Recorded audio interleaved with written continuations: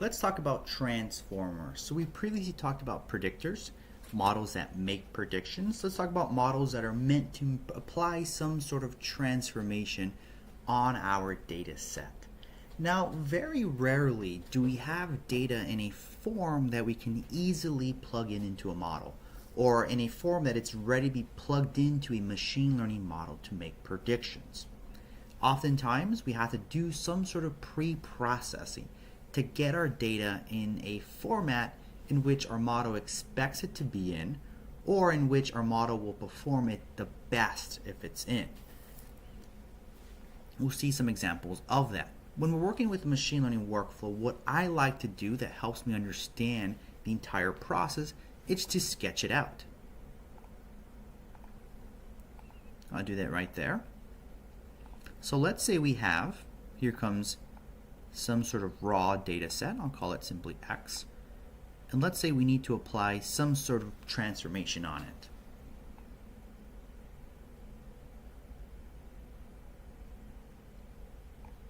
Okay, so this is what we'll call our transformer step.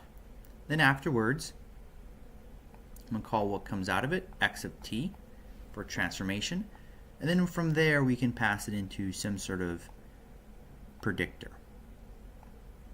And then what comes out from the predictor, if we use the predict method, is some sort of predictions. We'll call that y hat, refer to predictions. So this is a previous step that our data needs to run through before going to the predictor. Now, some common transformations is something called, we need to sometimes scale our data. We're working with the housing price data, the median home price for each census block. We have different characteristics like the population, the number of bedrooms, things like that. And you can understand that the population, the values for the population, are going to range from a different scale, are going to exist in a different scale compared to the number of bedrooms. Probably per census block, maybe 100 to 1,000, maybe 10,000 people per census block. I guess it depends on how small these census blocks are, but definitely those values are at a different scale, different range compared to the number of bedrooms. They'll probably scale anywhere from 1 to 10. In some machine learning models, in order for them to work at its peak, all those features need to be rescaled to have a very similar scale, or a scale that's that are easily comparable. In other words, can we rescale our data set, which might range from anywhere from 0 to 10,000 to range from -1 to 1, and have it roughly have the same scale across all our features, across all our columns. That's a very typical thing we need to do when we use some of these models. Because it's a very typical thing to do, scikit-learn is going to provide us a transformer to apply this transformation.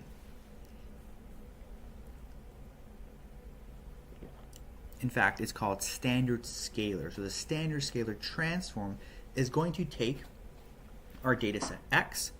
For each of the features, it's going to subtract the mean of the feature, and it's going to divide by the standard deviation of the feature.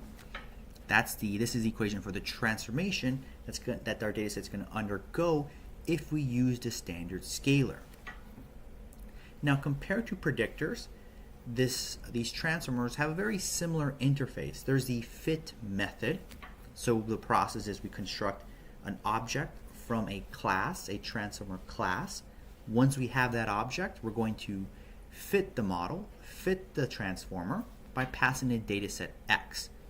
Notice anything different when we invoke the fit method compared to when we invoke the fit method with the predictors?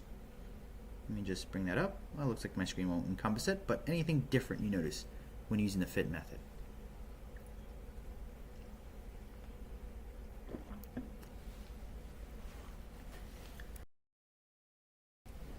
When we use the fit method for a predictor, we have to pass X and Y, right? We pass the data set X along with the labels Y so we can undergo supervised training, supervised learning.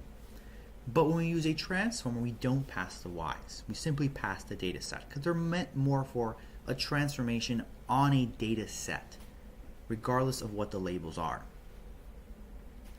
Once we fit the model, if we want to apply the transformation on a data set, instead of calling the predict method, we will call the transform method. So the transform method is similar to the predict method in the sense that in order for you to use the transform method, you have to first fit the transformer object. Just like with the predictors, you have to fit it before you can invoke predict. Same thing here, you have to fit the model before you use it to apply some sort of transformation. In fact, you can do both steps all at once. There's a method called fit_transform, and that will apply the fitting process followed by the transformation process all within one call. So I'm just gonna reduce the lines of code if you prefer, or you can go ahead and use just fit and then transform very discreetly if that helps, that it makes more sense for you. But keep in mind you do have this method called fit and transform, which would do all the things, both those steps simultaneously. Not simultaneously, but one after the other. Alright, so let's go ahead and see. Let's go ahead and use the standard scalar transformer. This is just one transformer that we have. There are others we'll discuss later. We'll discuss other transformers that are useful for building a machine learning workflow, but this is one you're going to use quite often called standard scalar. So let's go ahead and create an object. Let's create the scalar object from the class standard scalar that we imported. Let's go ahead and fit it, call the fit method. So now our scalar has been fit. Then once we have our scalar object, let's go ahead and apply a transformation on our dataset X. So we call the transform method, we pass X, and we get back X of t, our transform data set.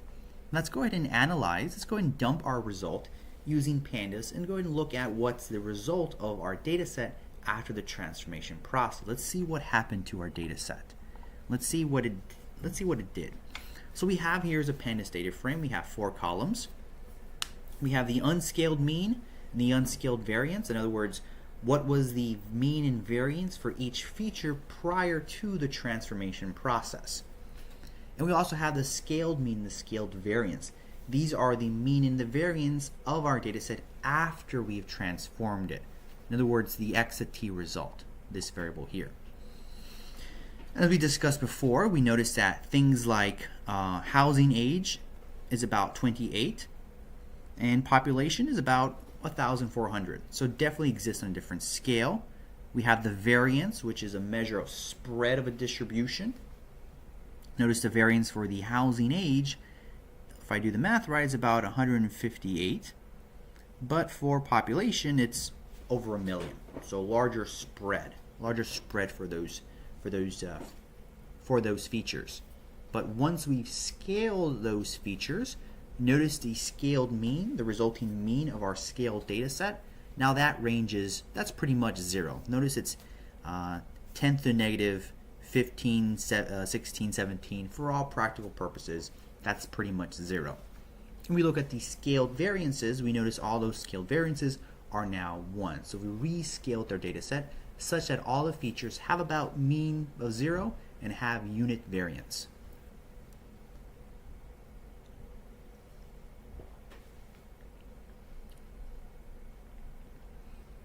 We'll have plenty of practice with working with transformers later on. Now let's talk about pipelines. So let's go back to this analysis here. We have a very simple workflow. Here comes data. We transform the data set, and then we train a predictor with that transformed data set.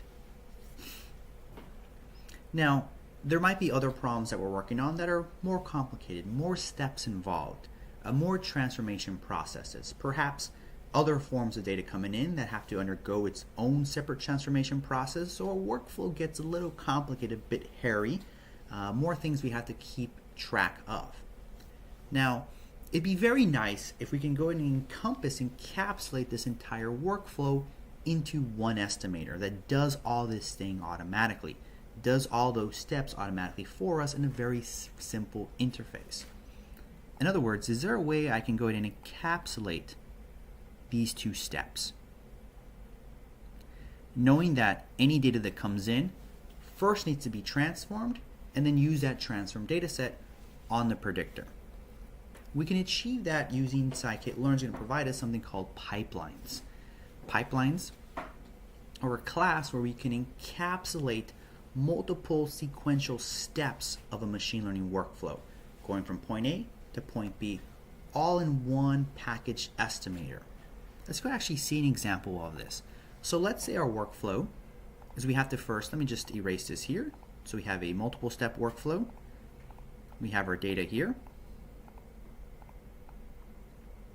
Here comes our data. We have to first, we're going to scale our data. So it's a transformer. And then we're going to add polynomial features to our data set. In other words, let's say we have a variable, x of 1. Through the transformation, we can add additional features like x1 to the first power, x2 squared, x1 squared, things like that. Add polynomial powers for our features. That's what this poly step will do, what we want this transformer to do. Since it's applying a transformation on our data set, modifying our data set, it's a transformer. And let's say the last step here, kind of running out of space. The size of the boxes don't mean anything, so don't worry about that. We have a predictor, just say pred, some sort of machine learning model to make predictions. And out comes out our predicted values, which I'm going to call y hat. So in order for us to use this workflow, we got to take our data set. We have to create the scalar, fit and transform. Out comes out x of t. And then take that x of t, create a polynomial feature transformer, fit it with the transform data set. Out comes out the twice transformed data set and call it x of t and t. And then train our model, our predictor, on x of t of t. So we have to keep track of all those distinct steps. Further, if we're given another data set that we want to make predictions on, we got to make sure that we first scale it at the polynomial features and then use it to make predictions. We have to keep track of all those steps if we want to make predictions on that new data set. Remember, this model here, notice it is going to be trained on the twice transformed data set.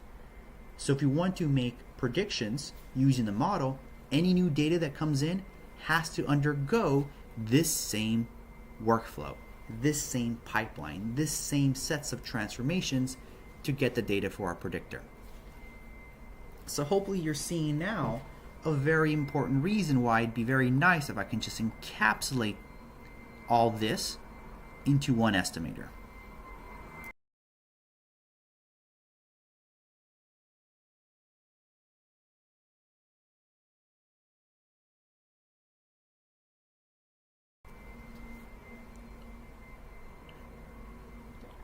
All right, so let's go back to our code. Let's actually do this using pipelines. So we're going to import the pipeline class. We're going to import this transformer called polynomial features to add those polynomial features to our data set. Think of our steps as we scale polynomial features and then our linear regressor. Let's go ahead and construct our pipeline. Now the syntax when we construct our pipeline can be a little confusing, but our pipeline accepts a list. That list is going to hold all the steps in our workflow, all the steps for that section of pipe. In this case, it's going to be the scalar, the polynomial features, and the linear regressor. And notice that each step in our workflow, it's going to be represented by a tuple. And a tuple of two elements, of two entries. The first, or the zero index of that tuple, represents the name of that step. What are we going to call that step? This name is arbitrary. It can be whatever you want it to be, but it's useful that you name it something that's easily understandable. Because what's going to happen is that pipeline is going to use this name associated with its step for internal purposes, but also for you to access these steps after the fact. We'll see that example in a bit. And the second element, or the one index of that tuple, is going to be the object itself, the estimator object itself. So we pass, the way we construct a pipeline is we pass a list. Each element of the list represents a step. They have to be in order. They have to make sense in the order how you're constructing the pipeline. And each element of the list is going to be a tuple representing the name, and the second element of that tuple is the object itself. the transformer or the regressor or the predictor, whatever estimator that step is going to be. Now, when you're working with pipelines, all these steps prior to the last one must be transformers. You cannot have a predictor in between, which makes sense because at the last step, that's where the predictor is going to exist. The last step doesn't have to be a predictor. It could be a transformer, but the predictor, if there's going to be a predictor in your pipeline, in your workflow, it's got to be the last one. So notice here we have transformer, and then our predictor. In this case, it's a regressor. And so let's construct this pipeline. All right, we've constructed that pipeline. Now, remember I said before how these names, the names we associated with the steps, that's how we're going to reference the steps in our workflow. So there's a named steps attribute for a pipeline. Out comes out a dictionary that we can use to pull out those steps, pull out those estimators in our workflow. So for example, if you wanted to get the scalar, you would just do name steps and then the name we associated with the scalar, which we just called scalar, and there is our standard scalar. Let's say we wanted the polynomial features, and we called it poly. So this will return that transformer that we called poly, the estimator in that step that we called poly. So that's the importance of using named estimator, which is very nice because once you've used a pipeline, you might want to inspect an estimator that's in the workflow. You want to access it. This is how you would access it, using the name step dictionary, pass the key, pass the name associated with the step, you get out the object. All right, so we've constructed this pipeline. Now this pipeline is an estimator, right? It's just an estimator. It just has been encapsulating all the steps. So guess what? Depending on that last estimator, that last step of the pipeline, depends on what type of estimator this pipeline is. Is it a predictor or is it a transformer? In this case, the last step was a predictor. So our pipeline is a predictor, particularly it is a regressor. So when we call fit, we have to pass X and Y. So what happens when we call the fit method of a constructed pipeline? We can see what's happening here. So what's going to happen is that it's going to take our scalar that we defined. So this is happening all internally. So this is not what you wouldn't have to write this out, but you can think of this as what's happening all internally in the pipeline. You would have to do this manually if you weren't using pipelines. You would take the scalar, call fit and transform on X. Out comes out a transform dataset, X of t. It's going to take that X of t. It's going to pass it to the fit and transform of the next step, in this case poly. Then we redefine that name X of t. Then that twice transform dataset, that gets passed to the fit method of our linear regressor. Now there's a typo here. There should really be, I just noticed that right now, there should be a Y there. Which makes sense because if we have a predictor, when we call the fit method, we have to pass two arguments. We have to pass the dataset, the feature matrix, as well as the label vectors. So sorry about that, just make that correction there. So now we fit the model, we fit the regressor using the twice transform data set. So if we have a new sets of observations that we want to make predictions on, when we call the predict method of the pipeline, it's going to undergo this plumbing automatically. In other words, it's going to take X, it's going to pass it to the scalar object, going to call transform. It's going to transform it, pass it to the poly, it's going to transform it once again, and then take that final transformation and pass it to the predict method of that final step. So this is all done. We would have to do this manually if we didn't use pipelines, but if we're using pipelines, that's all done for us automatically. So that's all happening underneath the hood when you call the fit on X and Y. So it's going to fit our pipeline. Once we fit our pipeline, let's go ahead and call the predict method. So that's going to happen right there. Call the predict method on X. So it's going to make those predictions for all the observations in X. Let's go ahead and print that out. There's our score. Notice when we can also have the score method of our pipeline. Similar thing's going to happen. It's going to take X, it's going to pass it through all the steps, and then finally make a prediction on X and compare it with the true values and deliver a score. So notice now we can have a very complicated workflow, a very complicated machine workflow just by adding all these steps in our pipeline. We don't have to keep track of all the individual estimators, all the different steps. Makes things a lot easier.